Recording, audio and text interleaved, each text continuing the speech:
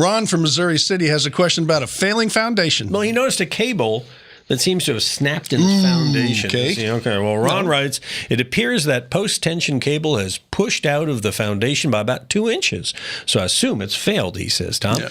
Is there a repair possible? Is there somebody we can recommend for this? Well, there's definitely a repair possible if it needs to be repaired. Sometimes you can get away with one of them popping and it's okay, but it's not a good sign, and that's one of the vulnerabilities of having a post-tension slab. Now, Due West Foundation Repair, they end up fixing these things and pulling the cables back, so that would be the company I would tell you to call.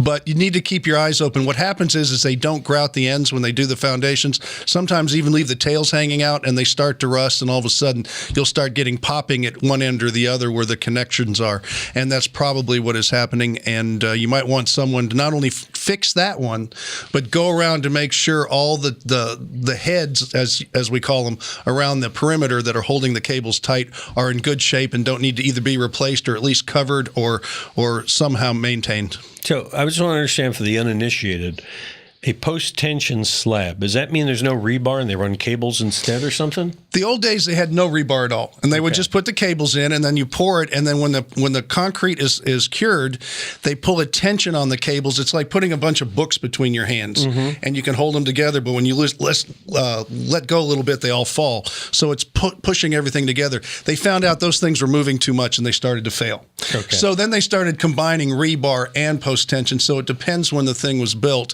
if it has some rebar in it or not. And so when they did that, they got less of a failure rate because you still needed the rebar in there. But if it's just the thin part that's got the cables, you're probably going to be okay, but you still need to maintain it and get it fixed. And hopefully you'll be okay, and Due West can do it. Got questions? Send them to us, HomeShowRadio.com. You see more of our videos over here, and why not go ahead and subscribe to our channel?